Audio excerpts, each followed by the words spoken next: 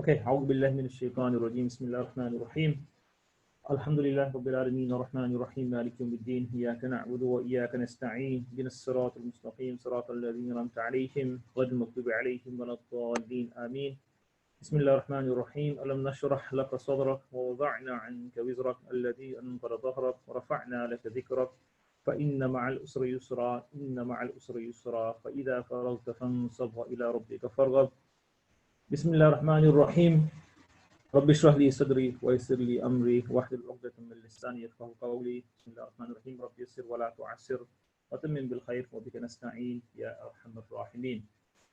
Assalamu alaikum wa rahmatullahi wa barakatuhu, everyone. Could you just in the chat section, could you just tell me who you are and where you're from, inshallah? Let's just get this interactive, inshallah. If you can log in, sorry, you can just put in the chat section, what's your full name and where you're from.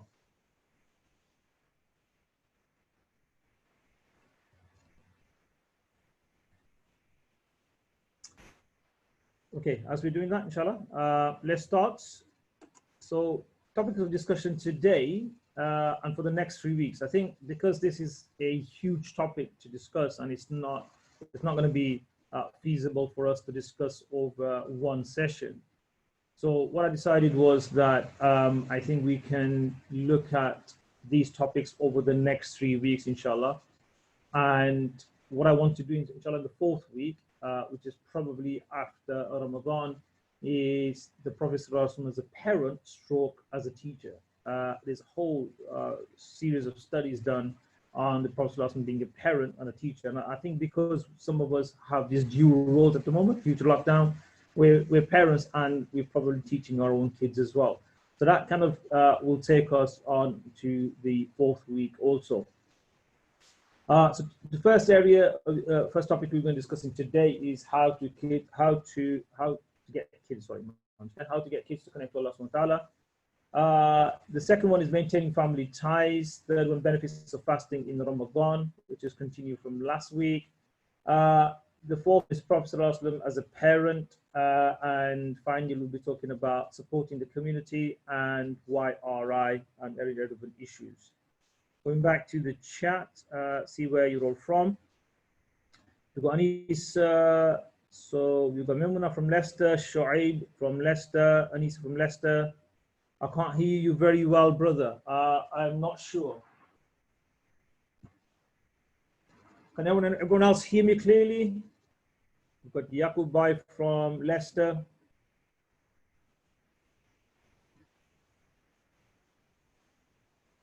Let me put in my earpiece. My apologies. Can everyone hear me right now? Okay, Yaqub Bhai from Leicester, Maureen from Leicester, Celine from London.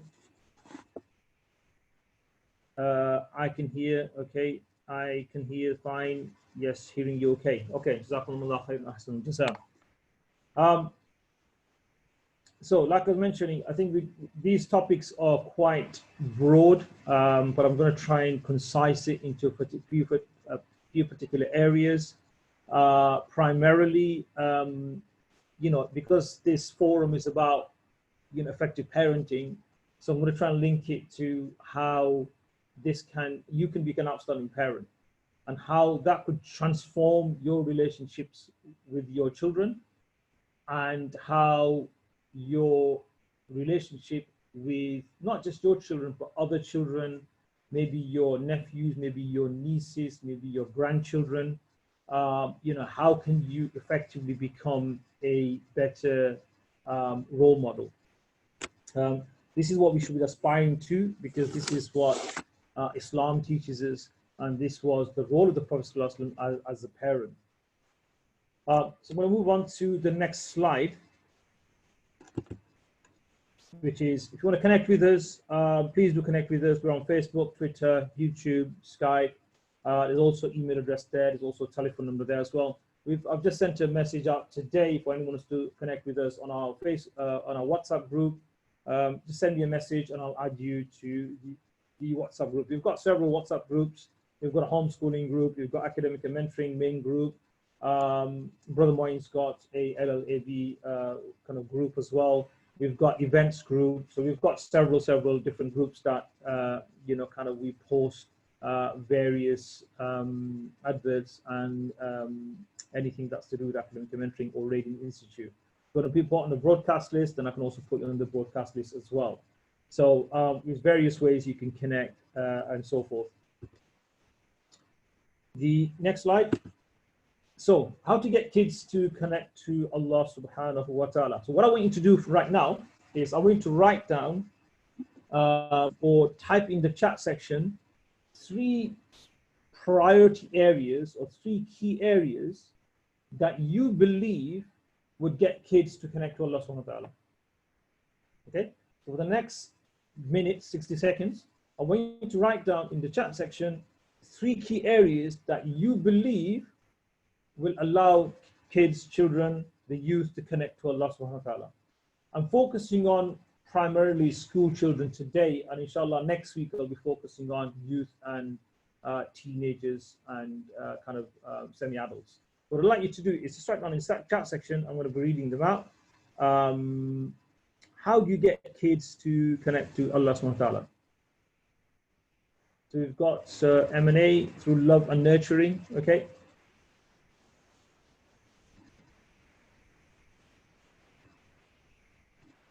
That's 2, by the way.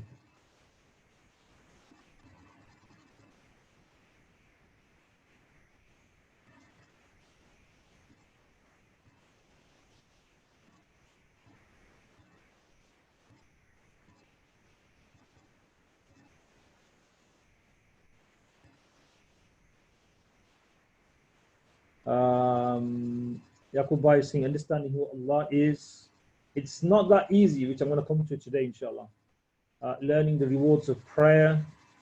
Salam Fatima from Leicester. Assalamu alaikum, Fatima. Hope you're well.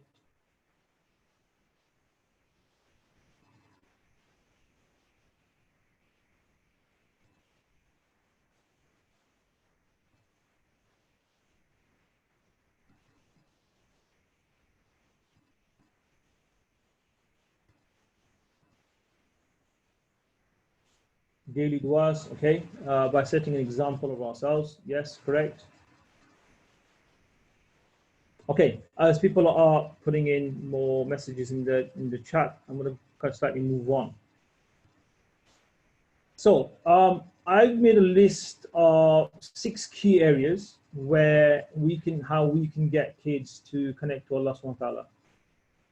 And it's important that we write this down. I mean, this video will be available anyway, and I would suggest you go through this video and the previous podcast webinars, which will be emailed to you anyway. So the first one, introduce Allah to them through His names. And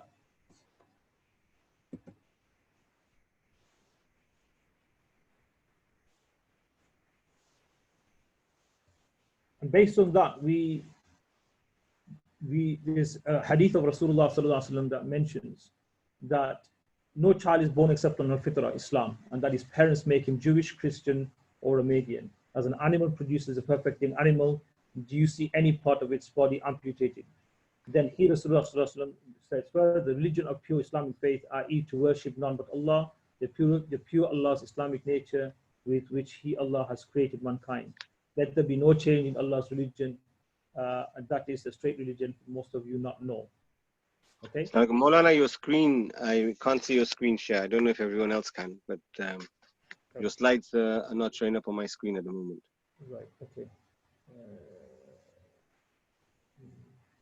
No.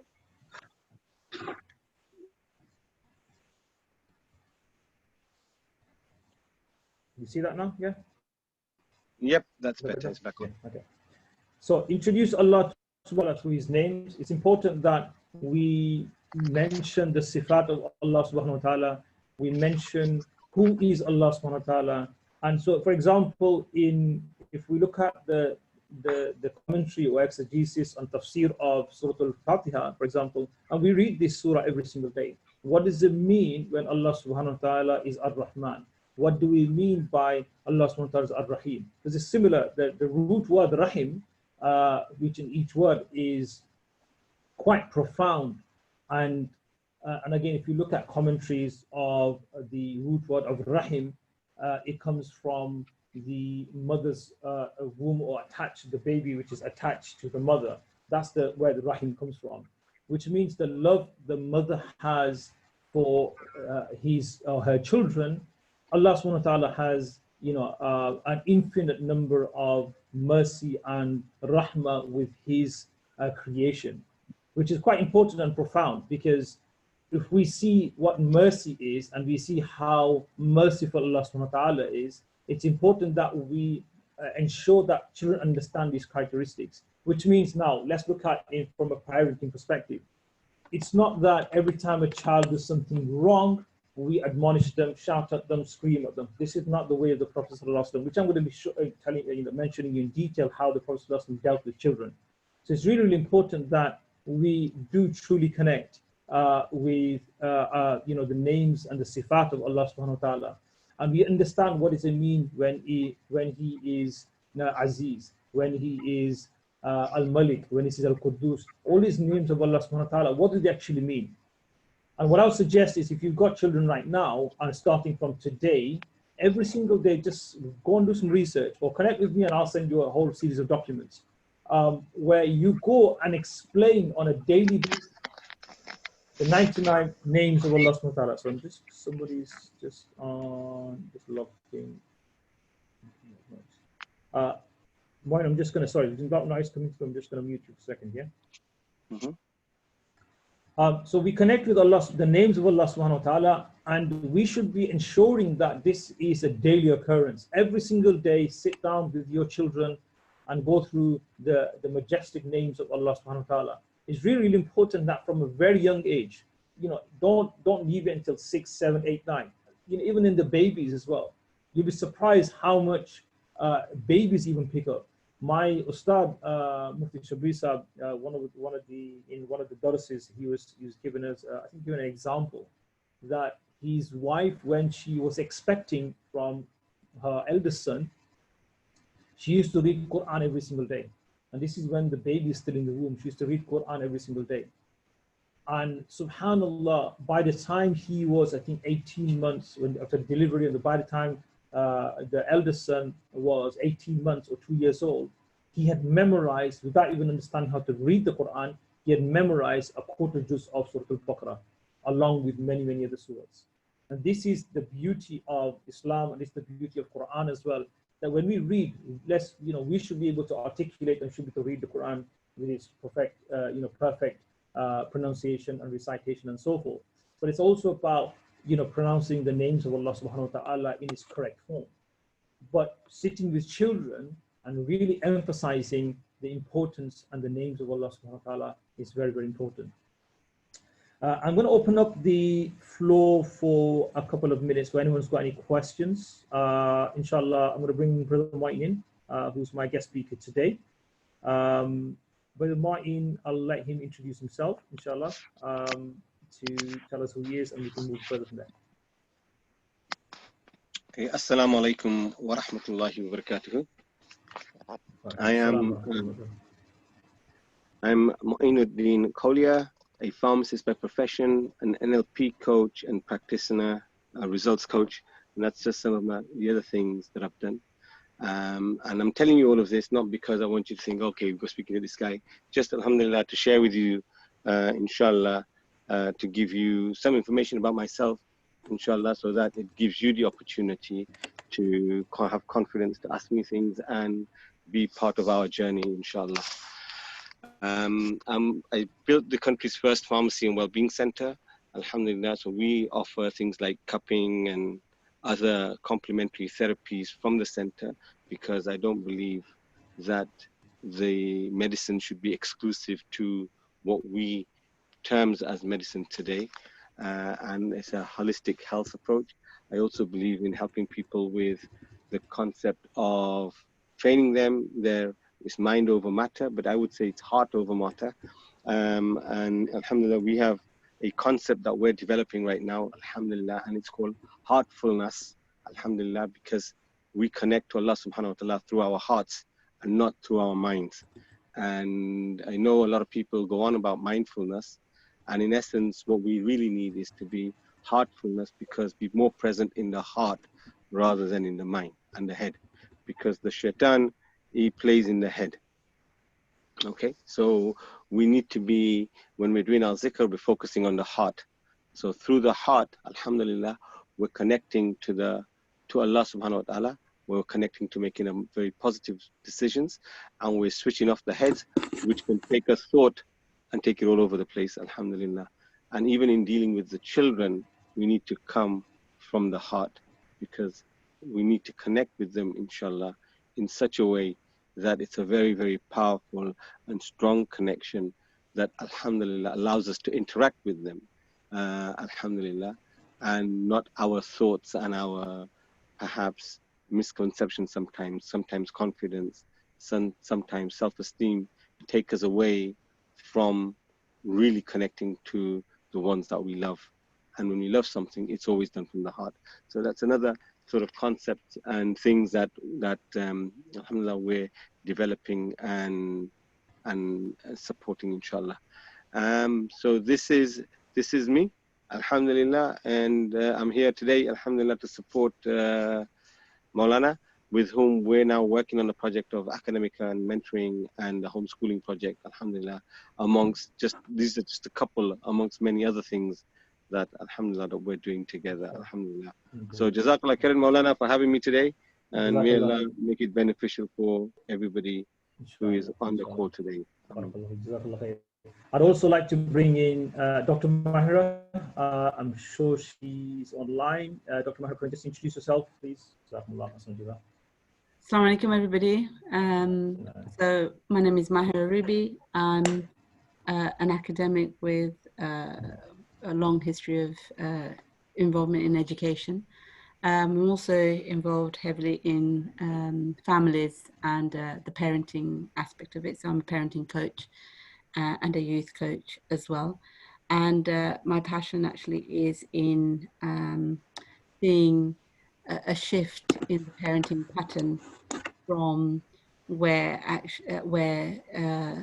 what we often notice is that parenting becomes about in times of difficulty, which we don't really notice in times of ease, but during difficulty that really comes through, that parenting becomes about the adults more than the children. So my journey actually is working with families, particularly parents, is to make that mind shift that what it is to come from a place of fitra. So the fitra parenting, the pedagogy that I'm really interested in looking at is how that shift happens, that even as an adult we can retrain our fitra to be connected to Allah subhanahu wa ta'ala to help our parenting journey, but also recognize the fitra of the child.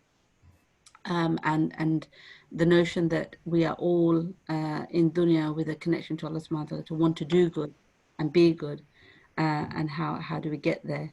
So yes, so that's part of what I try to do, and also looking at how our own journey in our upbringing influences our parenting, and we often don't reflect on that, and societal influences on that.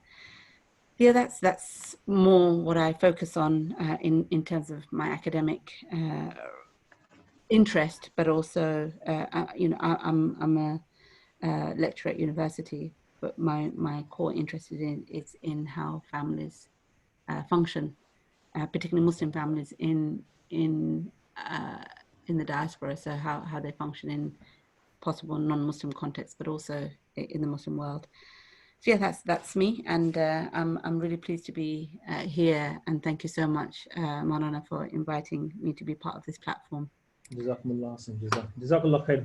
We've got two esteemed guest speakers today, mashallah. May Allah give more barakah in everything that they do, inshallah. And may Allah give all of us barakah, especially in the month of Ramadan, alhamdulillah.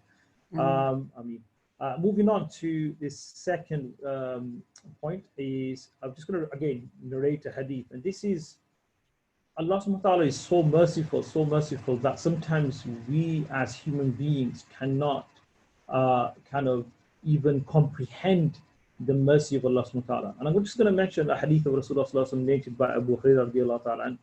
He said, I heard the Messenger ﷺ saying, Allah divided mercy into 100 parts. He kept 99 parts with him and he set down one part to the earth. And because of that, it's one single part. His creations are merciful to each other, so that even the mare lifts up its hooves away from its baby animal, lest it should trample on it. Now imagine how merciful Allah subhanahu wa ta'ala is. And I think it's an interesting conversation I had with someone regarding this as well, that even in the Quran, Allah subhanahu wa ta'ala talks about, in a very profound way, he talks about "Ijtanibu kathiran min adh-dhann," that you should refrain yourselves from having ill feeling, any hatred, malice, anything towards your fellow Muslims. Inna ba'da dhanni ithmun, that sometimes that speculation that you have could turn into sin. And then the Quran then talks about more about wala tajassasu, so do not backbite, do not spy on each other and so forth. But it's quite profound that the Quran starts with this particular verse, this particular section of the verse, "Ijtanibu kathiran min adh-dhann." But sometimes when we have this ill feeling against anyone, and that also kind of replicates towards your children. And sometimes, yes, you might have a naughty child, but we can't have this preconception that every single time the child is going to be misbehaving. And I think that then what has caused that causes slight animosity, if you want to call it animosity. It causes slight ill feeling. But at the end of the day, the children, I speak to parents, I've got a track 20-year record in teaching, and I hear it from the parents all the time. Oh, my son doesn't want to do this. My daughter doesn't want to do this. And when I speak to the child, and it depends how you engage with children, you get a different feeling. Yes, we're not living with them, I understand that. But over a period of months, 2 months, 3 months, 4 months, maybe a year, 2 years, you get to know the child. You get to know, as a head, you get to know every single child in your school. And what we see is if you engage and make the lessons fun, interactive, you talk to them, you engage with them, you just ask them, how is your day today? What did you eat last night? What's your favorite food? And just small little things make a huge, huge difference in terms of how to interact with children as well. So beware of suspicion, it's really, really important. I'm going to bring Brother Moin in for to expand on that, please, inshallah. Bismillah ar-Rahman ar-Rahim. Alhamdulillah, subhanallah, Maulana, you put it right on the spot, subhanallah. Absolutely crucial that we connect with children in a very, very beautiful way, because our Prophet sallallahu alaihi wasallam, we always look to him because he's the best of examples of any creation of Allah subhanahu wa ta'ala. And when we look at how he connected with children, it was through play and fun, and again, his patience. I'm sure Maulana will elaborate on this, but I mean, let me explain to you a very simple thing that an incident. I believe either Imam Hassan or Imam Hussein was once playing, and he had guests as well, but he was still playing with his grandchildren, and one of them urinated on him. So he didn't stop him, fuss him, tell him off, rebuke him, nothing. He let him finish, no fuss, asked for water, cleaned himself up, and that was it. Alhamdulillah. What a beautiful way of dealing with issues. And today, for example, if that happened in our houses, I'm sure many of us would react very, very differently. We would probably tell the kid off, send him away or her away, probably get bucket loads of water, make a big fuss of cleaning up everything. And then whilst we're cleaning up, we're now saying and talking and probably even cussing.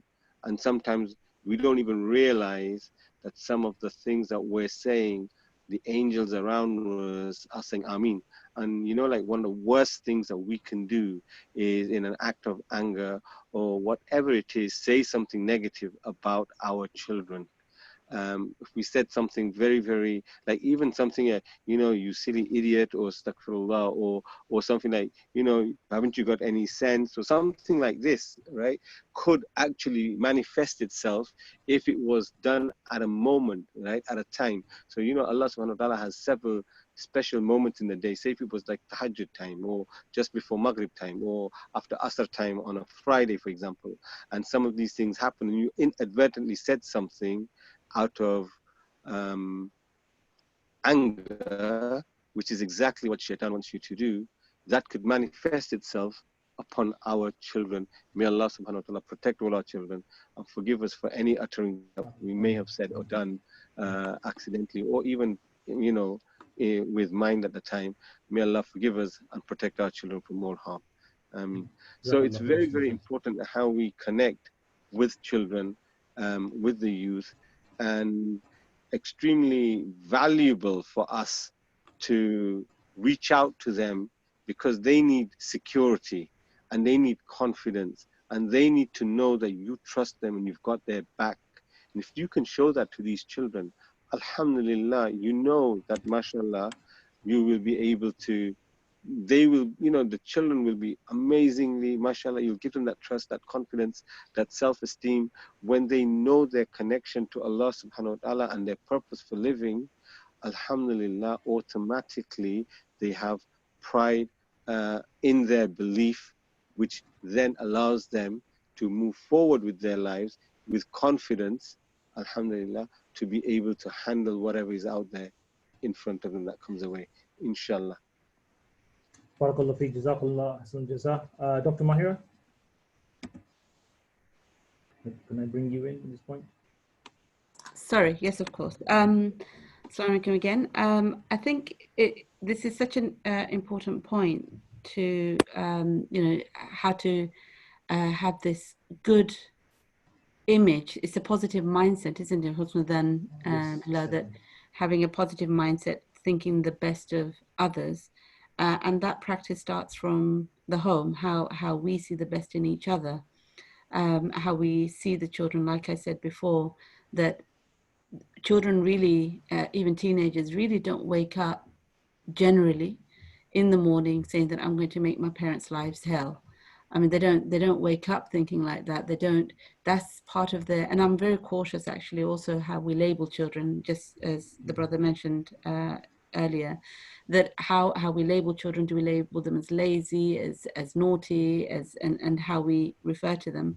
Because naturally naughtiness, is it naughty, or is it actually that they're curious? And the curiosity comes from being created by Allah subhanahu wa ta'ala to be curious about him, about nature, about, that's what the children really are curious about. When they jump into a puddle, they want to know what will happen. Not that they're going to make all their clothes dirty and mum's going to have a really difficult time, or dad's going to get angry, or, you know, whatever the situation may be. So it's the curiosity that is God-given gift to us to learn and to explore. And that curiosity leads us to knowing Allah subhanahu wa ta'ala. So every time a child asks a question, if we can use the names of Allah to bring out the wonderful characteristics and the beauty of Allah subhanahu wa ta'ala, they will easily connect. Recently we were studying the name Wali, how Allah subhanahu wa ta'ala is a friend, but also how you can be a friend to him. He explains how you can reach him to create that friendship. So when children know, one thing about our deen is that, mashallah, it's so clear. The instructions are so clear. There's no ambiguity in how Allah subhanahu wa ta'ala directs us to goodness. So it's so important that we teach that, and somebody put it on the comments that it's our example. It's how mindful we are in our parenting, in how we observe the children, how we relate to them in times of anger. When we are upset, it's about, that anger is about me actually not being able to control my emotions. It's not about what I want for the child. So to be able to distance ourselves from that will teach them how to be merciful, how to be forgiving, but also how to have a good notion about others. So in that moment, they'll have a good feeling about their parent. My parent, I could see that they were angry, but they managed themselves. So that goodness is so important. I'm sure we'll come on to other parts as we go along, but for this point is actually how to create that positive mindset to think good of others, and that starts from our parent-child relationship. Absolutely, absolutely. Jazakallah ahsan jaza. I want to move on to the third point, which is to talk to them about Jannah. I mean, how much do our children know about heaven and hell, or Jannah and Jahannam, for example? Again, I'm going to relate to a hadith of Rasulullah sallallahu alaihi wasallam, which he mentions that Allah subhanahu wa ta'ala says, I've prepared for my pious worshippers such things as no eye has ever seen, no ear has ever heard of, and nobody has ever thought of. All that is reserved, besides which all that you have seen is nothing. Then he recited, no soul knows what is kept hidden in reserve for them of joy as a reward for what they used to do. This is really, really profound. I can remember in one of the, I think it was one of the lectures that I sat with my shuyukh, and this is the infinite mercy of Allah subhanahu wa ta'ala. And the Shaykh mentioned that on the day of judgment, the last person is absolutely the last person who will enter heaven, who will enter Jannah. Allah subhanahu wa ta'ala will show him his Jannah.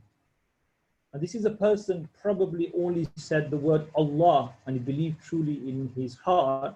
He believed in Allah subhanahu wa ta'ala. He doesn't know any different through his entire life. He's only said probably La ilaha illallah Muhammad Rasulullah once in his entire life. Imagine there'll be a person like that. And Allah subhanahu wa ta'ala will show him, Allah subhanahu wa ta'ala will show him his Jannah. And when he will see his Jannah, he will say to Allah, Allah, how can this be my Jannah? I've only said your name or the kalima once in my entire life. How can this be my Jannah? And he will be astonished and this is not even entered Jannah yet. So he's looking at it before entering the Jannah. And his Jannah will be so vast and so huge, it will be an equivalent to 7 times this earth and everything inside it, all the beautiful, all the amazing things inside it. And this is the person who's just said, La ilaha illallah Muhammad Rasulullah once in his entire life. Now imagine, alhamdulillah, we are connecting on a daily basis to Allah subhanahu wa ta'ala. We're doing a fast, we're doing a salah, we're doing a hajj, we're doing everything that we're supposed to. Imagine what our Jannah is going to be like. And this is what we need to get across to our children, the beauty of Jannah. What is your end goal? What is your outcome? What is your reward for being a good child? And one of the philosophies that we have at our Center of Excellence, and this is the kind of talk I gave with the parents as well, is look, if you're sending your children here to our place for them to get A grades and B grades and C grades, then this is not the place for you. Okay? Because what we believe is that's a byproduct. What we are truly trying to do is get our children to connect to Allah subhanahu wa ta'ala. Why? Because if they connect, they will behave not because they're forced to behave, they behave because they want to please Allah subhanahu wa ta'ala.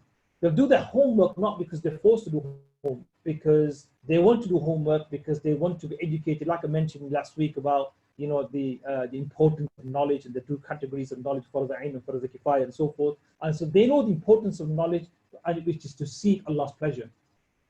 Okay, they'll go and help their parents. They'll be respectful. All these characteristics that we would love in our children, they will do this automatically, intrinsically, because they know that this is what Allah subhanahu wa ta'ala wants. But by explaining to them, in small snippets that if you do this, this is what happens. If you do this, this is what happens. And I understand mindfulness is being in the moment. I get that, and also it's about being, like Dr. Mahira mentioned, like Dr. Moy mentioned, it's about being self-aware. Get children to be aware of their actions.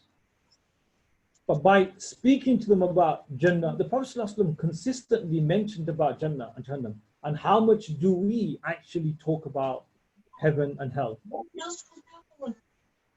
Okay, so that's really, really important as well.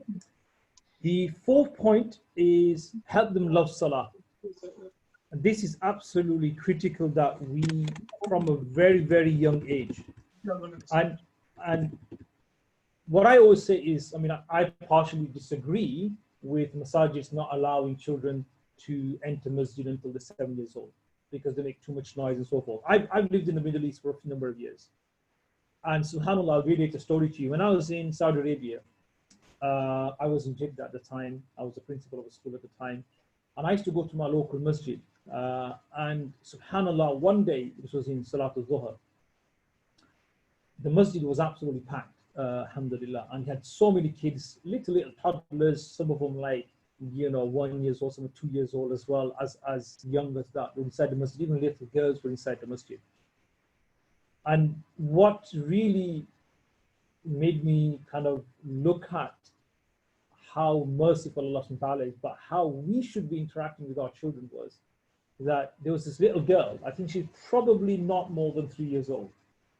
She was running around from one saf, one end of the masjid to another end of the masjid, through the safs, and no one blinked an eye, no one shouted at her, no one said anything.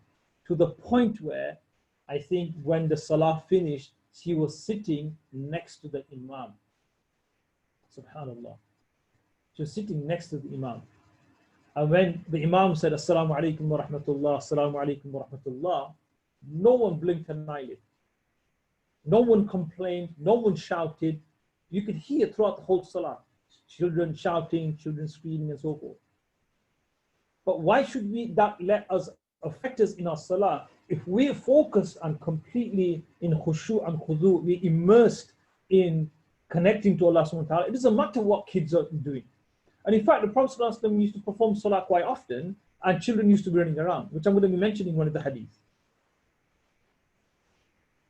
So it's really, really important that we help our children love salah. When you're performing salah, especially now lockdown, get your children to pray with you. I've seen some amazing pictures of parents and children building this little masjid within their own homes. Absolutely astonishing.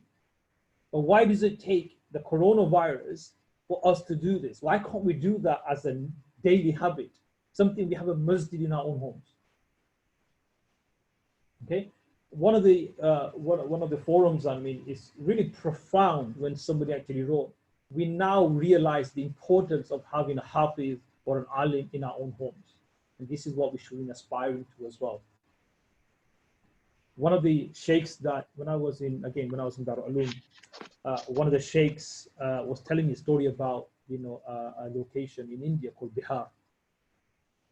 And he was saying that once upon a time, there was not one person in any family who wasn't a hafiz and an alim and a qari in Bihar. Subhanallah. This was the effect of deen, that to the point where when non-Muslims, Hindus and Sikhs used to go past the masjids, they used to bow their head and walk in respect past the masjids. This was the effect. And there's a second part which I'm not going to mention, but I just want to emphasize that point, that when we do what we need to do as parents and as scholars and as the Muslim community, nothing can harm us. And and salah is such an amazing, powerful tool that if we can instill salah in our children, that will kind of take them on a level and to a point where even you will say subhanallah, because it will calm them down, it will give them that peace, that tranquility. But it's not just about performing actions, it's about them really, really connecting to Allah subhanahu wa ta'ala and talking to Allah subhanahu wa ta'ala as well. The fourth one, the next one, which is making dua to Allah subhanahu wa ta'ala with them. It is important, and I plead every single parent here, every single person here, I plead to you, please sit with your children and show them how to make dua to Allah subhanahu wa ta'ala. Use the Quranic verses, learn the translations, learn the meaning of those words as well. Some of the duas are absolutely immense. Rabbana atina fid dunya hasana. Allah, give me hasana in this dunya, hasana. Wa fil akhirati hasana. And give me hasana in the akhirah as well. Wa qina adhab an-nar. It's really important that we learn and memorize these duas, and we understand how profound these duas are and how we can use them to transform us on a daily life. The hadith mentions of Rasulullah ad-du'a mukhul ibadah, that dua is the essence of ibadah. And to truly connect to Allah subhanahu wa ta'ala, we should encourage our children, we should support our children, we should sit at least once a day. I always talk about in my workshops with parents during, and I always say something called golden time, which is spending 15 minutes, the whole family, that's all your mobiles, everything switched off, and you truly just connect to Allah subhanahu wa ta'ala by reading and talking about engaging. But midst of all that, you make dua for your children. Never, ever, ever. I'm going to show you several hadith of Rasulullah sallallahu alaihi wasallam where he never, ever uttered any words, against children. And like Brother Moin was saying, sometimes we say, we shout at children. Why? But the children, they're curious. They were born on that fitrah. They were born on that nature. Again, there was a piece of research done that children go through, I think it was 357 questions on a daily basis. Imagine the curiosity they have. 357 questions per day. And if we're saying, shut up, be quiet, do your work, do this, do that, getting them engaged on just studying, then who's going to fill that intellectual curiosity? What they're going to do is they're going to go and seek it elsewhere, like the internet and everything else. So making dua for them is really important. I'm just going to relate one extra story. Everyone's probably heard of Sheikh Sudais. Sheikh Sudais obviously is the Imam of Haram. One of the stories I read was an absolute beautiful story of Sheikh Sudais. Now Sheikh Sudais, when he was young, he was a bit of a rebel. Like they say in Gujarat, he was a bit of a mustiqo. And he used to annoy his mom. His mother was a very pious woman, mashallah. And look at the du'as of, the people of Allah subhanahu wa ta'ala. Look at the du'as that she gave her son, even though, he was mischievous. She said,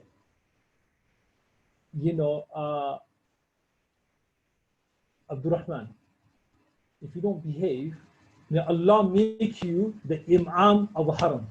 Subhanallah. May Allah make you the Imam of Haram. He's being mischievous, and she's making dua for her son to say, Abdurrahman, may Allah make you the Imam of Haram. And look at the acceptance of that dua where he became the Imam of Haram. This is the type of duas we should be making for our children. And it brings tears to my eyes that I see parents on a daily basis, saying all kinds of profanity, all kinds of, my son's like this, my daughter's like this, my son's, but do you not have a contribution towards that? If dua can change people, if duas can change your entire destiny and your legacy and everything else, do you not think if you made a sincere dua for your children, do you not think that would transform them? Just wanted to kind of really mention that story because that's really, when I hear that story and I read about it, it really kind of brings that love of children to them. And the last one is help them notice blessings of Allah subhanahu wa ta'ala and say Alhamdulillah. And again, all these key phrases, Alhamdulillah, Subhanallah, Shukrulillah. And we talked about last week about Imam Ghazali's 6 areas of mindfulness, as tazkiyat and things like that. Just been showing gratitude and gratefulness and tasabbur and so forth. And this is really, really important as well. I'm going to bring Brother Wine in, inshallah, and then Dr. Mahira in just to add to what I've just said as well, inshallah. Jazakallah khairan. First of all, when you talk about Jannah, Alhamdulillah, you also need to mention that there is also a Jahannam as well, right? And you don't focus on these two. What you got to focus mostly on is the love of Allah subhanahu wa ta'ala. So the reward of doing something is that you'll get to Jannah. Allah will reward you with Jannah, right? If you don't do something accordingly, yes, there is also a punishment. But remember, Allah subhanahu wa ta'ala said that there's forgiveness. And every time we start something, it's Bismillah ar-Rahman ar-Rahim. It's in the name of the most merciful and the most compassionate. So those are the two attributes of Allah subhanahu wa ta'ala that we are we use so commonly. The most merciful, the most compassionate. The most merciful, the most compassionate. So we all make mistakes, we're humans. So teach the children, yes, we make mistakes, we forgive, and we are forgiven. So alhamdulillah, when we do things for the purpose of pleasing Allah subhanahu wa ta'ala, the byproduct is Jannah.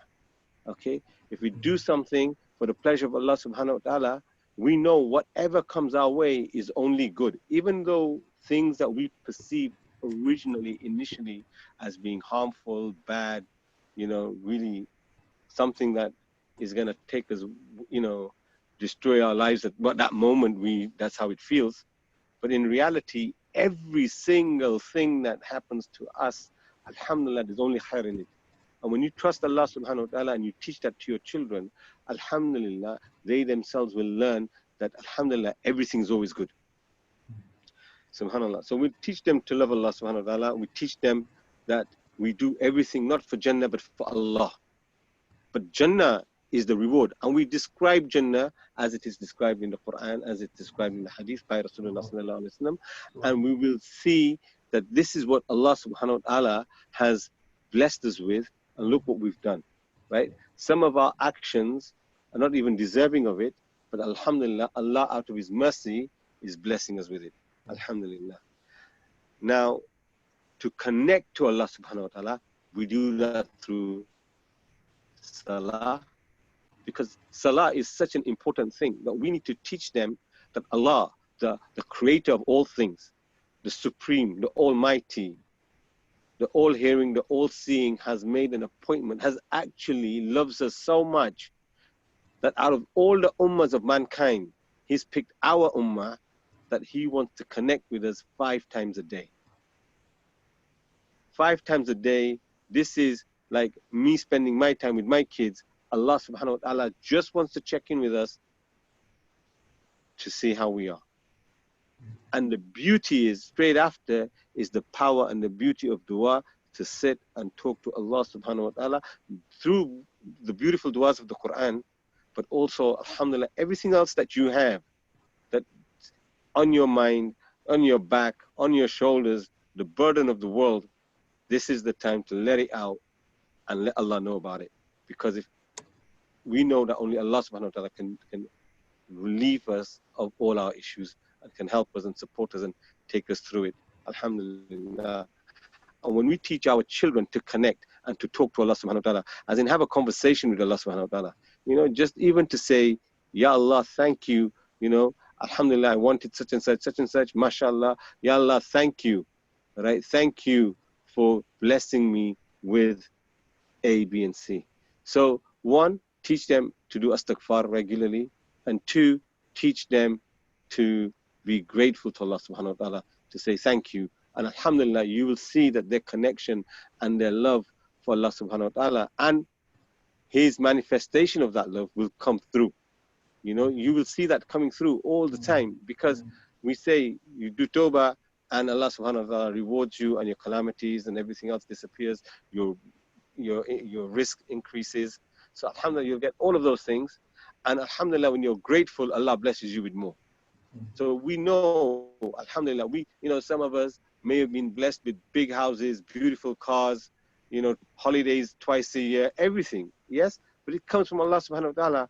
And if we even say alhamdulillah, or we thank Allah subhanahu wa ta'ala for his gift to us, then automatically He'll give us more. These are His words, alhamdulillah, and we use it, alhamdulillah, wisely, and alhamdulillah, for the pleasure of Allah subhanahu wa ta'ala. Even going on holidays with the kids, we tell the kids, alhamdulillah, that this in itself is sadaqah, right? Because you're spending on the family.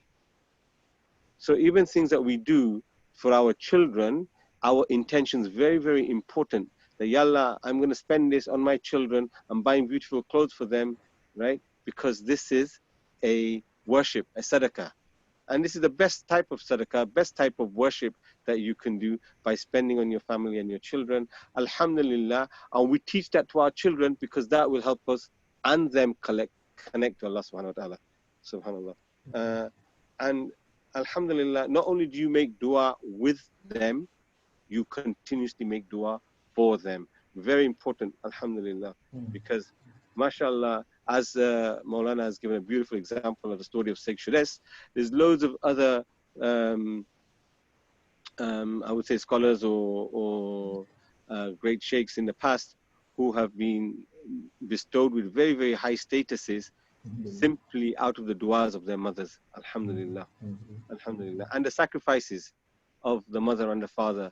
Alhamdulillah. Like, for example, Imam Abu Hanifa, rahmatullahi, you know, it was through the wealth of the father, which was very well spent in the care of the mother in his absence. Alhamdulillah. So amazing things by just helping and teaching our children to connect to Allah subhanahu wa ta'ala. And you know, every time we see something beautiful, when we, even like if it's a scenery, if it's a beautiful tree or the skyline or the sunset or anything, and we learn to just praise Allah subhanahu wa ta'ala, you know, with these words, they become part of our vocabulary. And when we're continuously using that, alhamdulillah, just like other people on this group have mentioned, it becomes a great example for our children to follow. So may Allah subhanahu wa ta'ala accept as well. Alhamdulillah. The other thing we need to teach them also is, you know, alhamdulillah, husna dhan, always make dua for others. Because when you continuously making dua for others, the angels are making dua for you. And alhamdulillah, when you think positive of others and you think good of others, alhamdulillah, it can only come back to you in other ways, shape or forms. May Allah accept it. Ameen. Dr. Mahira? Yeah, I think a lot of it has been covered, alhamdulillah. I just wanted to mention on the your narration of stories is the story of Anas anhu, who also there's hadith where he shares that he was with the Prophet 10 years. And he had never heard the Prophet say uff to him or correct him for anything that he did wrong in a harsh way, but would just remind him. And the story of when he asked him to run an errand, and you know, Anas came across some children. He started playing with them as children do. But when Prophet went out looking for him, he didn't scream at him, he didn't shout at him. He joined in, so he smiled at him. And you're already nervous, if you can imagine, as we were growing up, when we know that our parents are angry or upset, would already be nervous. And adding to that nervousness and anxiety just builds their idea that it's unforgiving. Yeah, this idea that they will not be forgiven. And also our habit of reminding them of their mistakes that they've done in the past as well is not very helpful to help them understand the love of Allah. So actually the love of Allah, they learn through our behavior towards them and how we interact with them. Us being able to forgive them is also a notion that we can introduce the forgiveness of Allah to them, that His forgiveness is much greater than my forgiveness as a human being. So this notion, I think when one of the sessions I mentioned the lovely example a parent gave about the love of salah. So when we go to pray when children are young, or even if we have teenage children, is to show them that we need salah. It's not something that I'm offering because it's a duty only. That's part of it, but also I need it. It's for my well-being. It's for my solace. It's for my comfort. That's where I feel it, that I need this salah. So I need to focus. I need to do this because this is part of my healing and my the love that I have. And the dua, another lovely story with the dua is a parent was sharing recently that she remembers as a child where her mum used to make dua, her mother used to make dua as a family, and she would take each child in turn and make a particular dua for that child. So the expectation that my name will be coming, and what will my mum or my parent make dua for me, it grows in them this sense of connection. So making dua with them, for them, and particularly named, personalized dua in their presence is really important as well, inshallah. So may Allah keep us on this path. It's easier said than done, but you know, may Allah help us and keep our intentions pure and to be able to do the best by ourselves, actually, because we are parenting for a higher purpose, for the pleasure of Allah subhanahu wa ta'ala, inshallah. Okay, we'll move on slightly. How to raise, in the next topic, which is similarly connect, how to raise better practicing Muslim kids. What I'm going to do again in the chat is just write down one thing you think is how can we raise better practicing Muslim kids. Okay, so in the chat, I'm just going to read them out and see what people think. If we can write down quickly in the chat, give about 30 seconds on that.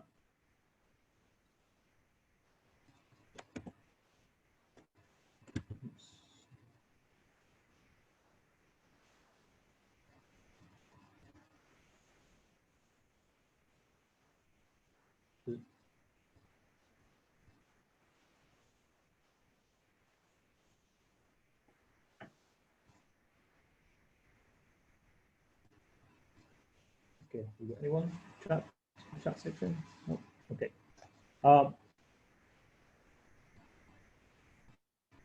Someone is saying by example and showing them the benefits of being practicing. Okay. It's not coming up on my screen. Okay, I've written a list. And this is, we've already covered most of this as well, so I'm just going to go through this fairly quickly. Be a good role model. Make dua for them. Start early with the basic teachings. It's really important that we do that. Do not leave it to when they're 7, 8, 9, 10, 11. You know, I've seen so many parents come to me for advice to ask them, you know, my son is not behaving this and that. And I go back, I said, start from the beginning. So how were they when they were children? And I realized there was no discipline, there was none of this love, and there was no affection from an early age. Allow the children to do what they do. There's a balance between, you know, love and discipline, which I'm going to be talking about, the model the Prophet ﷺ had as well. I'm going to be actually modeling how the Prophet ﷺ was as a father, how he was a role model, and I'm going to show you the differences between how we should behave as well. Number 4, have fun with them and respect them as individuals. Allow them to express themselves. If they've got concerns, they should be able to come to you as a parent to say, Mom, I've got this issue. You know, Mother, I've got this issue. Father, I've got this issue. How can we? Doesn't matter what the topic is. They should be confident enough to speak to you about them without being admonished. That's really, really important as well. Connecting them to Allah with love, which we've mentioned about as well. Prioritize the Islamic education. Really, really important that the first thing you get through to them is the importance of Islamic education. Now, we mentioned about last week, you know, Farz al-Ain and Farz al-Kifaya, what is important. And we talked about the different categories. We talked about this should be instilled them in very, very early age. Number 7, communicate them with them on a personal level. And again, that connection should be there. You know, I see so many kids, I speak to children kind of on a daily basis, apart from the lockdown, but generally I speak to children on a daily basis. And you can see sometimes, there's this one child I always used to remember that every time a teacher said to him, if he misbehaved, that I'm going to tell your parents, he would just burst into absolute tears. And no one could fathom that, oh, you know, I just made a statement. Why is it so, you know, emotional for you? And then, you know, I got to know the child and you know, spoke to him on several occasions. And one day he actually confessed that when the teacher, you know, tells my parents have done something wrong, I get beaten up at home. So the absolute fear, was traumatized by that. Now imagine that child now growing up with that constant fear. Okay, so again, communicate them on a personal level. Spend time with your children. Don't play the comparison game and be just. Yeah, if one child is, you know, getting A stars and the other isn't, they're both created differently. رَبَّنَا مَا خَلَقْتَ هَذَا بَاطِلًا. Allah doesn't create anything in vain. So both differently, they both have different gifts. So it's for us to find out what is the gift of this child. Because I believe that every single child, every single person is born with a unique gift, born with something special. It doesn't have to be academic. It could be other things. But it's us, for parents, to kind of unearth that. Last, number 10, teach them to see the bigger picture and show gratitude. And again, we talked about that last week, and we're talking about that this week as well. Some of the, I just put these lists on, which is really good. Some of the really good videos and some of the websites that parents can actually show their kids and get them connected. Ali and Sumia is really, really good, especially for younger children. The Little Muslim is really good as well. You know, connect them to the Stories of the Prophet series by Yusuf Estates. Again, really, really important that we use some of these effective you know, video tools, or if you are going to be taking them down that route, you know, you can't just completely block them out for not using the internet or you're not using the iPads and so forth. But if you are going to allow them, make it more constructive, make it so that there are lessons to be learned. Top tips for parents on keeping Muslim teens. I'm going to be discussing that next week, inshallah. Like I said, this is a kind of 3-part series.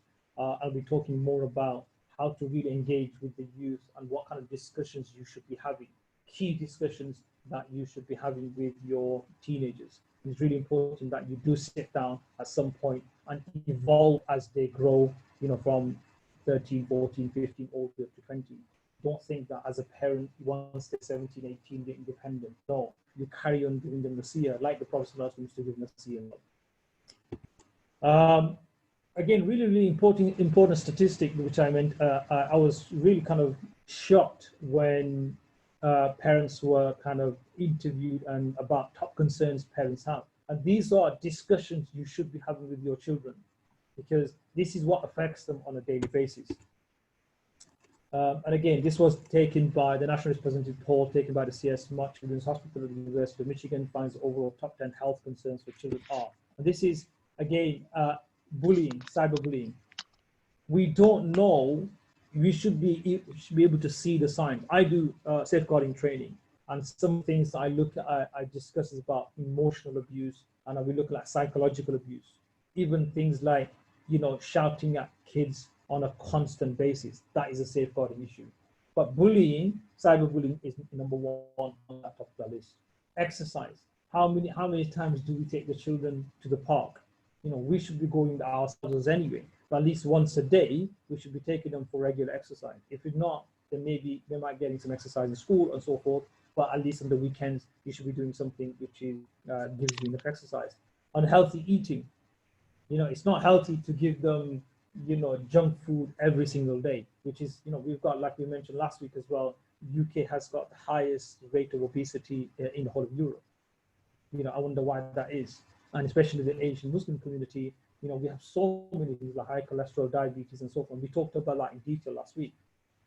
Drug abuse, internet safety, child abuse and neglect, suicide, depression, teen pregnancies, and stress. This is, the parental concerns, but this is what's affecting them on a daily basis. And you need to have those discussions with your children. You need to have those discussions with your students if you're teaching. Don't just make it, I'm just going to teach maths and that's it. I'm just going to teach English and that's it. Have these discussions with them. It's really, really important. Okay, testing 1, 2, 3. I asked you at the beginning of this session to take a pen and paper, and inshallah, I'm going to be looking at, now this section, I think I just want to kind of slightly diversify. One of the things we need to understand is, who is our role model? Who do we aspire to be with? Who do we aspire to follow? Okay, and obviously the answer to that is the Prophet ﷺ and the Ashab Kiram. But how much do we know about, I'm not even going into details, I'm talking about the basics of the life of the Prophet ﷺ. Because if we don't know who our role model is, then how can we aspire to be the perfect father, the perfect mother, the perfect grandfather, the perfect husband, and so forth? So we need to kind of have this role model in our lives to say, right, okay, what did the Prophet ﷺ do in this particular scenario? What did the Prophet ﷺ do in this particular scenario? Okay, so what we're going to do on this section, inshallah, continue this for next week. I'm going to be doing this teaser session with you. So I'm going to be asking a series of questions, and I'd like you to write the answers down. Okay, and in your chat section, I don't want you to put it for everyone, just personalize it to me. So no one else sees the answer apart from myself. Okay, so it's, when you click on it, it says everyone and just says academic mentoring. Just click onto the academic mentoring one and personalize the answers towards me. Okay, so here comes the questions. Question number 1. What year was the Prophet ﷺ born? Okay, write it down or type it in the chat session, personalized to me. Question number 2, and I'll give you more time. Once I've done this page here, I'm going to give you more time to, and please don't become Sheikh Google. Do not Google these answers. You either know or you don't know. What age was the Prophet ﷺ orphaned or became an orphan? Question number 3. What was the name of the Prophet ﷺ's grandfather? What was his grandfather's name? Question number 4. What age did the Prophet ﷺ receive the first revelation? question number 5, what does Islam and Deen mean? So I'm going to give you about a minute to write these answers down. Type them into sections, just put the answers in, and let's see who gets them all right. And inshallah, once you get them all right, you know, you can just mark yourself out of 5.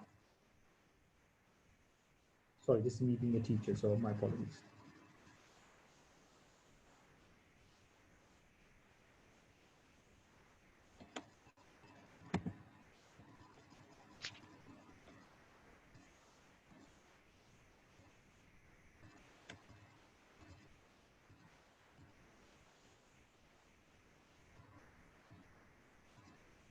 I'm just going to read out some comments. Abu Bakr said, can we get a copy of this presentation refer back to? Yeah, those who have signed up, you automatically get a copy of every single webinar and session series that we have. So if you've missed the first and the second, go back and watch those, because some of the things we'll refer back to. Can you recommend some bedtime storybooks? Yes, you know, stories of the prophets, absolutely amazing. I would recommend you read those consistently, but don't just read them for the sake of reading them. You know, put some Baba Room inside it and so forth.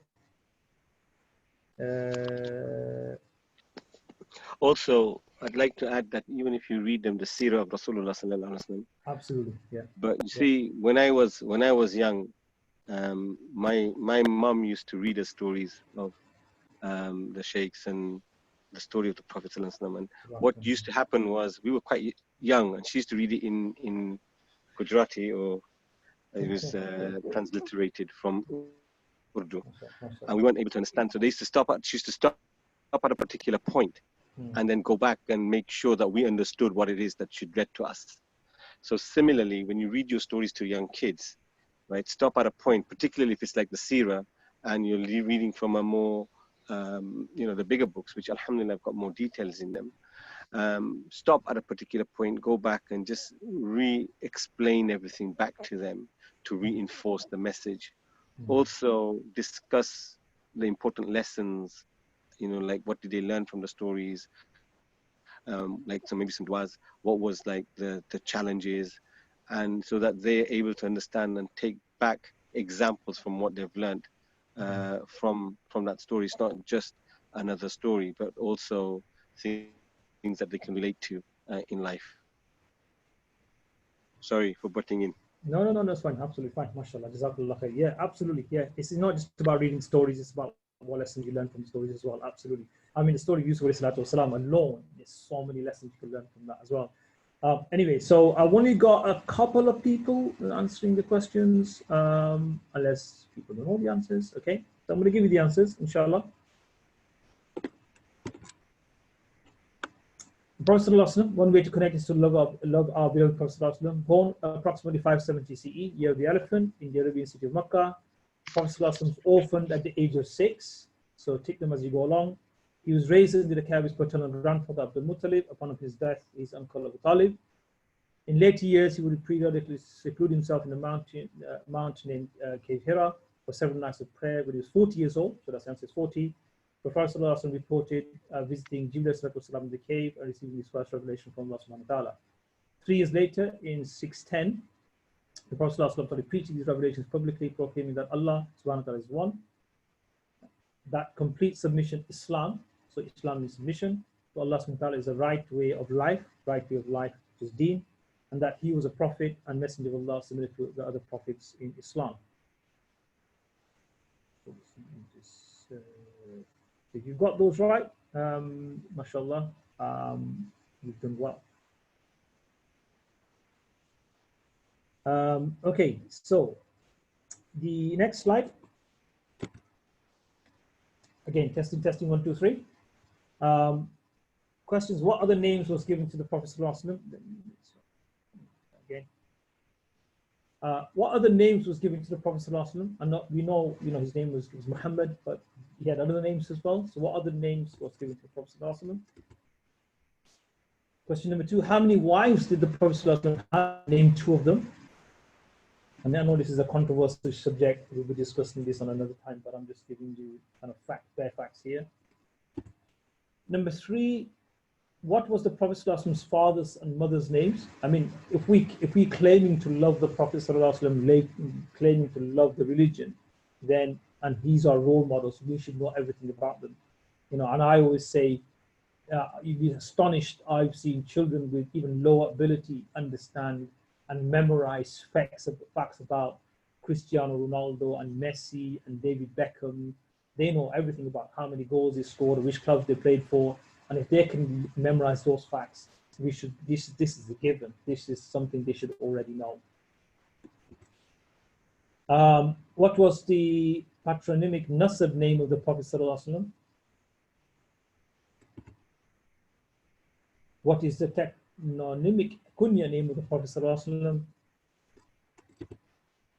And what is the epithet laqab name of the Prophet Sallallahu Alaihi Wasallam? Some of these words you might not have heard before, so just have a guess. Okay, we've got 30 seconds. Let's see what the chat section is saying.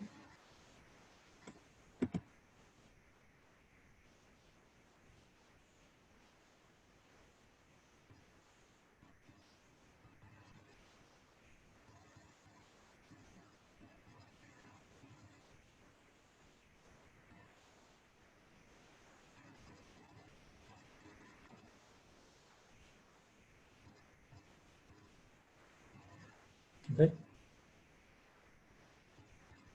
Different people putting different answers in, mashallah.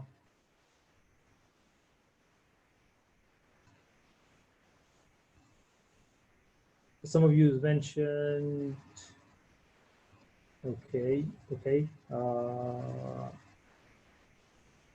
good, yes, okay, 15 seconds.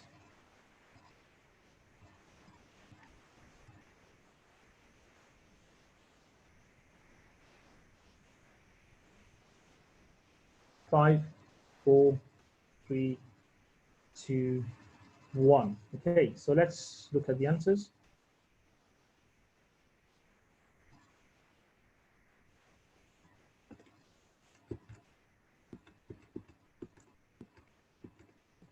Answers are born Muhammad ibn Abdullah, years 570, died 632, age 61, 62, some people 63.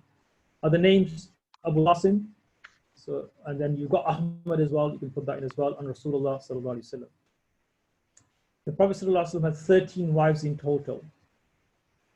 Okay, so they were as follows: Khadija, Sauda, Aisha, Hafsa, Zainab bint Khuzaimah, Hind, Zainab bint Jahash, Juwayriya, Ramla, Rehana, Safiya, Maymuna, and Maria. It's important we understand this, and it's important that we learn these names as well, because these are the root essence of Islam. This is the love, having for love of the Prophet ﷺ and his family. Okay, parents Abdullah ibn Abdul Muttalib, Amina bint Wahab. Patronymic nasab name, Muhammad ibn Abdullah ibn Abdul Muttalib ibn Hashim ibn Abdul Manaf ibn Qusay ibn Kilab. Patronymic name kunya is Abu al-Qasim, and the epithet laqab is Khatam al-Nabiyyin. Okay, this is something we should all know. This is, this is a given. This is something probably kids should be learning in madrasa anyway. Okay, I'm not talking about secondary level, I'm talking about primary level. So this is something that we should really, really look at, different details. And yesterday when I was doing some research on this, it's quite profound that according to some opinions and according to, the love of children, Hazrat Ali radiallahu ta'ala had anything between 28 and 33 children, mashallah. So this is the love that they have of children, and they had, numerous of them. I think some of them, I think Abu Bakr had, 4, or I think Abu Bakr radiallahu had 6, Osman had 4, and so forth. So again, we should, do we know the names of these Sahabis and their children? And if you look at one name really stood out to me was the name Zainab, mashallah, that the Prophet ﷺ's 2 wives were called Zainab. His daughter, one of his daughters was called Zainab, and even one of his granddaughters was called Zainab as well. And I'm going to be showing you, a kind of family tree of the Prophet ﷺ, which is really, really profound. and really, really interesting how the whole Ahlul Bayt, or how the family of the Prophet ﷺ comes together. Our Prophet ﷺ had 3 sons, 4 daughters. All were born to Prophet ﷺ, first wife Khadija bint Khuwaylid, except one son who was born to Maria al-Qibtiyya. His attitude and treatment towards his children, enshrined in the Hadith, is viewed by Muslims as an exemplar to be imitated. All of Prophet ﷺ's children except Fatima, married to Ali ibn Talib, and 2 daughters, Ruqayya and Kulthum, married to Uthman ibn Affan. Another elder daughter of Muhammad, married to Abu al-As ibn al-Rabi', died in childhood. This is though Fatima, that Muhammad ﷺ's lineage continued in the form of respected Sayyid, means the leader of Sir, and Sharif, meaning noble. His sons never reached adulthood and died as infants. The early deaths of Muhammad ﷺ, the Prophet ﷺ's sons, have been viewed as being detriment to the cause of those who advocated that succession should be based upon hereditary inheritance from the Prophet ﷺ. It's really important that we understand this, that we think that we go through calamities in life. Now imagine both of your parents passing away by the age of 6. Imagine most of your children passing away during your lifetime. Imagine your uncles and aunties being martyred in the name of Islam. Okay, imagine the struggles the Prophet ﷺ would go through. Imagine the life that he led, that sometimes, Fatima radiallahu anha says, we never had food for 3 days.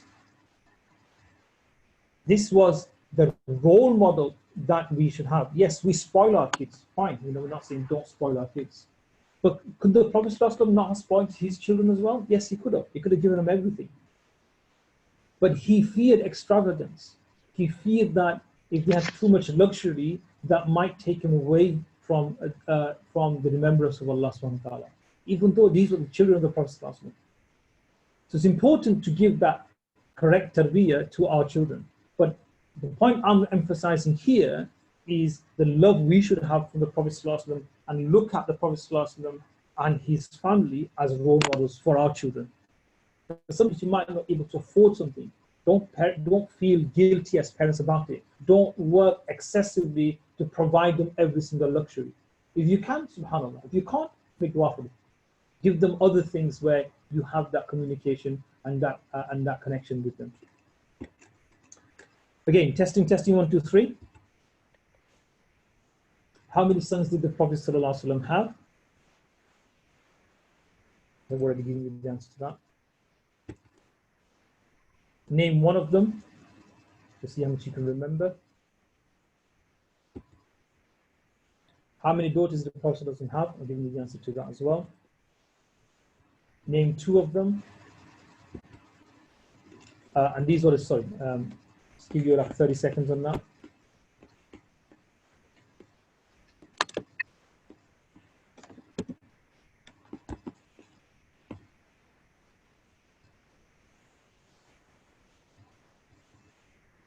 Three sons, somebody's saying 3 sons, 5 daughters, somebody's saying Fatima and Zainab. Okay, because we're nearly coming to the end of this session, I'm going to continue this next week, inshallah. But I just wanted to kind of look at how much love do we have? What do we know about the life of the Prophet ﷺ? What do we know about his family? So I'm going to give you the answers. So the first one, Qasim, Zainab, Ruqayya, Kulthum, Fatima, Abdullah, and Ibrahim. Okay, please, we need to memorize these. We need to instill, who these people were. We need to keep this as remembrance of the love of the Prophet ﷺ. There's actually a hadith which I'll mention later on, or probably in the next session, about how the Prophet ﷺ kept in touch even with the family of Hazrat Khadija radiallahu ta'ala anha after she passed away. This is the role model that we should be looking at. Okay. I'm going to kind of just mention this bit here, and then I'm going to kind of go towards the talk more about this next week, about the Prophet ﷺ being a husband, a father, and a grandfather. So I just wanted to leave this with you for you to kind of ponder over until next week's session. Again, I'm going to mention, and which is Dr. Mahir was mentioned as well, Anas ibn Malik radiallahu ta'ala, and may Allah be pleased with him, was the messenger, the servant of the Prophet ﷺ for 10 years, continuous years. And he says, I've never seen a man who was more compassionate to his family members than the Prophet Sallallahu Alaihi Wasallam. Subhanallah. All of the Prophet Sallallahu Alaihi Wasallam's sons died. Ibrahim's last son died in infancy. The Prophet Sallallahu Alaihi Wasallam often visited his son before the latter's death, although the Prophet Sallallahu Alaihi Wasallam was very, very busy. Ibrahim والسلام, was looked after by a nurse. The Prophet ﷺ would kiss and play with him before returning home. Hadith of Muslim. When Ibrahim took his last breath, and the eyes of the Prophet ﷺ started shedding tears. Abdul Rahman ibn Auf said, "O Allah's Messenger ﷺ, even you weep." Even the Prophet ﷺ, when his son was on his deathbed, even the Prophet ﷺ cried. So to have these emotions is absolutely natural. The Prophet ﷺ then said, "O Ibn Auf, this is mercy." So tears that are coming out for something that's happening, your children might be ill, the children might be going through hardships, and for you to cry is actually a mercy of Allah subhanahu wa ta'ala. How many parents don't shed tears for their children? Just ponder over that, This is the mercy of Allah subhanahu wa ta'ala. Then the Prophet ﷺ said, the eyes shed tears and the heart grieves, and we will not say except what Allah pleases our Lord Ibrahim. Indeed, we are grieved by your separation. SubhanAllah. This was the love the Prophet ﷺ had for his son Ibrahim. This is the love that he had for children. Again, lots slides to go. I'm going to slightly kind of go towards continue this next week.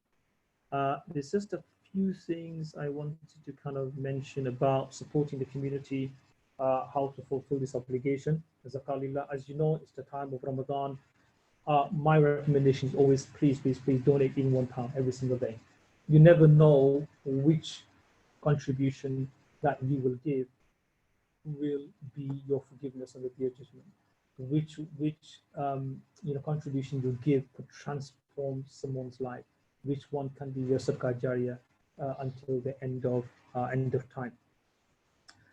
Just a couple of hadith mentions. Allah mentions in the Quran, Allah will deprive you usually of all blessings, but will give increase for these for charity, for he loves not creatures ungrateful and sinner. The Prophet also mentioned in the hadith, charity sadaqah extinguishes sin, just as water extinguishes fire. This is a really profound hadith in Sahih Muslim. When a man passes away, his worldly acts come to an end, but 3 acts: recurring charity, knowledge by which others benefit, or a person who prays for him will get continuous reward for the deceased. Now that Ramadan is upon us, and Ramadan's finished, alhamdulillah, Ramadan is upon us, and we're in the midst of Ramadan, I would recommend, my suggestion would be is give as much as you can. Do not fear, please do not fear of giving, because Allah is an infinite mercy. The more you give, the more you get in return. Keep on giving, keep on giving. This is why the Sahaba radiallahu ta'ala and Sahaba Kiram Ajma'een, they were the best of the best in terms of nations, because they gave everything. They never held back, because they had full tawakkul, they had full belief in Allah subhanahu wa ta'ala. If you want to donate towards our projects, if you go onto the website as well, we've got 3 projects running simultaneously at the present moment in time. All the zakat, the sadaqah that we receive, I will ensure personally that this is distributed into several factors by sponsoring students who cannot afford the education. We're looking at local people that we need to support locally. We're looking at inshallah sponsoring Hufaz as well, sponsoring ulama as well, having a scholastic program to really support the community in terms of promoting education and getting connected to Allah subhanahu wa ta'ala. So inshallah, we won't just be putting it to one side, we'll be distributing it in several areas. Reports will be produced, inshallah, and be reported to you as well. Just the last thing is why we're different, why is RI different to everyone else. We've been established since 2006. We've got a massive track record over 14 years. We've supported thousands of people since its inception. Last year, since October, we set up a Center of Excellence in October last year, myself and Brother Ma'in, and we've delivered nearly 70 events, activities and courses, programs since October 2019. Radio Institute Center, we've just opened a new Center of Excellence. We're supporting people in education, supporting the poor, destitute, orphans, ensuring we build the next generation of youth, leadership programs, educational programs. We've got a coronavirus support across Leicestershire. Those of you who are situated in Leicestershire, if you know families Inshallah, we should have some funding coming through over the next couple of days. If you know families that are really in need and that could do with food and support, please PM me, send me an email, send me their details. They don't need to know. Just give me their names and give me the addresses, and inshallah, we will ensure that food is sent to them. Okay, so that's what we're doing now for the community as well, in Leicestershire as well. The more donations we get, the more that we can strive to help and support the community. We're hoping to have an international Hifz and Alamiya program, free courses and scholarships that we're looking at. Like I said, I do teacher training programs and everything else. I'm looking into funding to make those as cheap as possible for people. And inshallah, that could be subsidized and giving people scholarships and so forth. We're hoping to have at least a proportionate number of students at our Center of Excellence, give them free education and much, much more as well. I'm going to now not continue, obviously, but I'm going to allow just a few minutes, Brother Mayin and Dr. Mahir, inshallah, just to say a few last words. And inshallah, we'll continue next week on the Prophet being a role model, benefits of fasting, and other aspects as well, inshallah. Okay, mashallah. Sister Mahira, if you can go first, inshallah. Okay, inshallah. Jazakallah khair. I just wanted to end the session today by reminding everyone who's joined that actually Ramadan is a blessing. As we know, each 10 days has a particular focus, although it runs all the way through. But we're in the days of forgiveness, and if consciously we can look at ways to demonstrate forgiveness and show forgiveness to our children, also how we forgive ourselves once we've made a mistake, and being able to say sorry, but it's being able to actually forgive yourself in such a way that you know that Allah subhanahu wa ta'ala is so merciful, He gives you other opportunities to correct the mistakes, intentional or otherwise. So being able to demonstrate that to our children, leading on to the last 10 days of consciousness, God consciousness, and asking for sort of the Jannah, and relating to that is saving ourselves from the fire of hell. So again, focusing on those actions of really building God consciousness in our children, being mindful of their actions towards each other. And particularly one way to do that, just as a practical example, is for instance, when your children fight and they have sibling rivalry and they get into a scuffle, you can give them the option, giving them a choice that you can continue as it is, or you can continue to hurt one another, or you have the choice of forgiving each other in order to know that our family will be a better family, because Allah subhanahu wa ta'ala will bless you for your rewards, bless you for your sacrifice. So who will want to do that first? So again, having that approach to parenting of allowing children to make choices, and they will always opt for the better choice, inshallah, hopefully, because that's where their nature is. And we need to nurture that a bit more. And Imam Ghazali mentions that quite a lot, that behavior doesn't reflect spirituality, because our spirituality is always connected to Allah subhanahu wa ta'ala, but actually behavior is a symptom of context. So bear that in mind, that our children are by nature good children. It's us managing the context to be able to ensure that they have the best possible means to reach that good behavior, and we are a part of that intervention as parents. So how we intervene in their lives is really important, and we need to be conscious and mindful of that, inshallah. MashaAllah. First of all, Jazakallah khairan to everyone for being here and taking the time out to spend with us, inshallah. May it be of benefit to you and to us as well. Alhamdulillah, may Allah accept it from all of us. Jazakallah khair, very, very interesting session, Maulana. I just want to say, just well put together. May Allah accept it from you and may it benefit us all. Ameen. Subhanallah.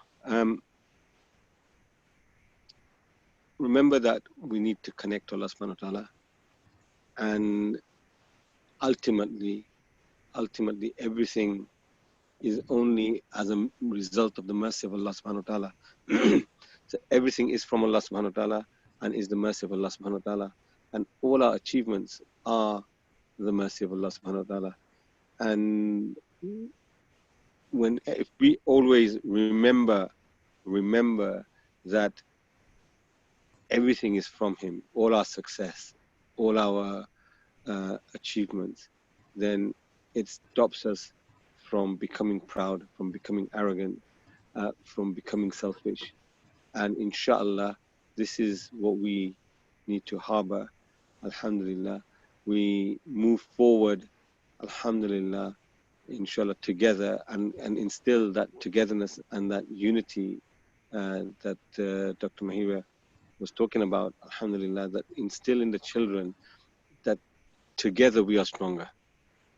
And look at the examples of the Prophet ﷺ. Keep, whenever we talk to our children or we want to give them a lesson, wherever possible, and this is where we need to educate ourselves and our knowledge, that we can go to the Quran, we can go to the Hadith, we can go to stories. And usually we might not be able to go to the Quran and the Hadith, but the stories, mashallah, are very, very beautiful. The stories that we can go to keep bringing up examples for our children to understand. And inshallah, Allah subhanahu wa ta'ala make it easy and accept it from us. Jazakallahu khairan. Assalamu alaikum wa rahmatullahi wa barakatuh. Inshallah, what I just wanted to show you one last thing before we go. If anyone wants a copy of this, by all means, I can send it to you. I'm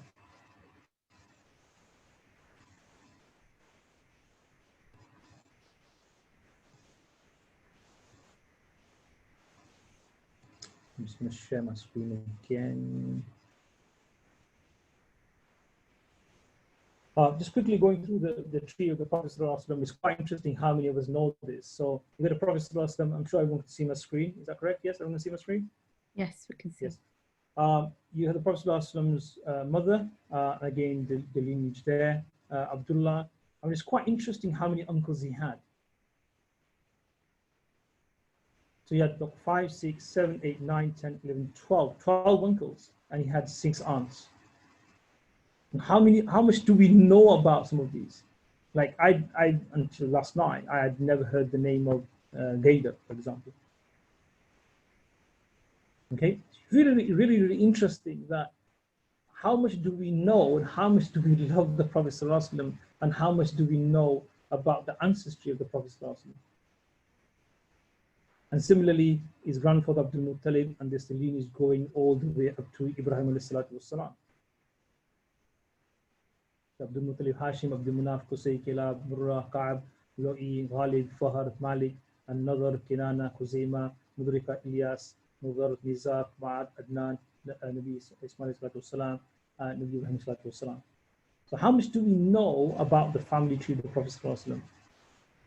Slightly moving down, we're looking at his descendants, obviously the wives of the Prophet sallallahu alaihi wasallam. It's interesting through Khadija. She had 4 daughters, Zainab, Ruqayya, Fatima, 3 sons, 2 sons, Abdullah and Qasim. And one of the sons was born through Maria, radiallahu ta'ala anha. And it's quite interesting how many grandchildren he had. We've heard of Hassan and Hussein, but did we know about Zainab, Kulthum, Mohsin, Abdullah, Ami, and Ali? Did we know these names? Yes, we know about the sacrifice of Hassan and Hussein, but do we know the other names and the grandchildren of these? And yesterday, when I was reading some really profound, some of these grandprophets and grandchildren passed away at an early age. Subhanallah. Imagine your children and your grandchildren passing away at a very early age. Imagine what goes through a father and a grandfather. And do we know, the obviously Ashab al-Kiram, the 4 Khulafa Rashidun, Abu Bakr, Umar, Uthman, Ali, do we know about the lives of those? So what I want to do for next week, inshallah, I'm going to have a bit of a Q&A with you next week, is to go and research more about the Prophet's family. Look at who this person was. Okay, so the next week's questions are not going to be as simple as this week. They're going to be slightly more intense. And this is where we educate people about the life of the Prophet ﷺ, the Sirat al-Nabi, the looking at aspects of, because some of the things that will be mentioned, as hadith that we mentioned, will be related to some of these people. So you need to know when he talks about Zainab, which Zainab are we talking about? When he talks about Mohsin, which Mohsin are we talking about? He talks about Kulthum, which one are we talking about? And I'd just like to leave it and ponder for that for next week, inshallah. جزاكم الله أحسن الجزاء. سبحان ربك رب العزة عما يصفون وسلام على المرسلين والحمد لله رب العالمين برحمتك يا أرحم الراحمين. Inshallah, see you next week. Inshallah, take care, and hopefully Ramadan will be as fruitful and as barakah for everyone. Inshallah. Assalamu alaikum wa rahmatullahi wa barakatuh.